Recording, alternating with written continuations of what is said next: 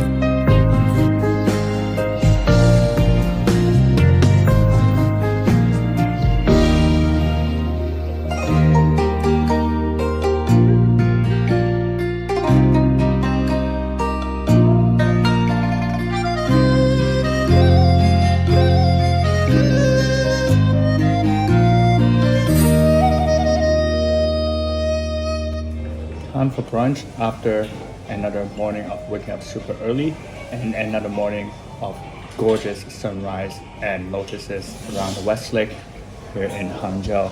I had to wake up super early, not only for the sunrise, but also because lotuses bloom the fullest around dawn, and they close up pretty much entirely in the evening, as I explained in the previous video.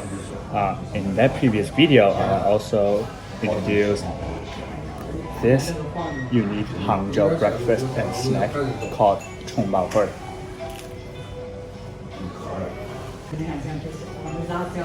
So we've come to Zhejiang not only for 葱包会,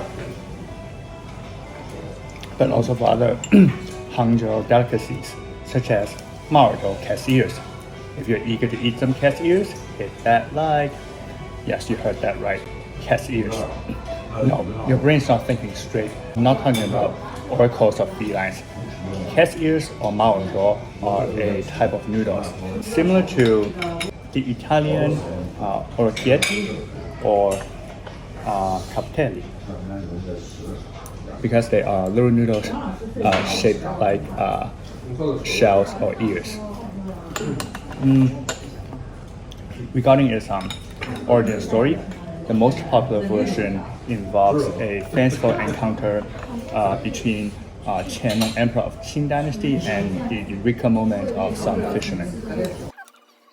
But many authors and historians theorize that Hangzhou's Maoerduo probably existed before that and likely came from the north, from provinces such as maybe Shanxi or Shaanxi, which have long been well known for their noodles, including Maoerduo. As I explained before, due to warfare with the Jurchen-led Jin dynasty to the north, folks of the Song dynasty had to flee, and they gave up the northern part of their territory and eventually established southern Song dynasty here in Hangzhou, back then known as Lin'an. And this influx of northern refugees came with some of the northern cuisines. The northerners brought dishes that could have been adapted into some of Hangzhou's culinary signatures today, such as West Lake fish with vinegar gravy. And they probably brought noodles and buns and other types of wheat-based foods as well. That's because the ancient southern Chinese ate a lot more rice than they did wheat-based foods such as noodles or buns. This habit was dictated by natural conditions and natural resources. Changes occurred during the Southern Song dynasty around 1,000 years ago, and some of the northern eating habits were transmitted south. But of course, there have been adaptations and modifications. For instance, the Maoerduo. Here in Hangzhou, I know some shops, they add things such as shrimp or bamboo shoots to their noodle soup. These are ingredients widely abundant in this area, but not so much up north. On the contrary, up north, Maoerduo could be made from a mixture of flours, such as those produced from sorghum or yaomai oats. So these variations reflect the local way of life. Similar to how orchiette and cavatelli come in many variations. And this fusion between northern and southern cuisines historically is one major reason why Hangzhou cuisine is so interesting.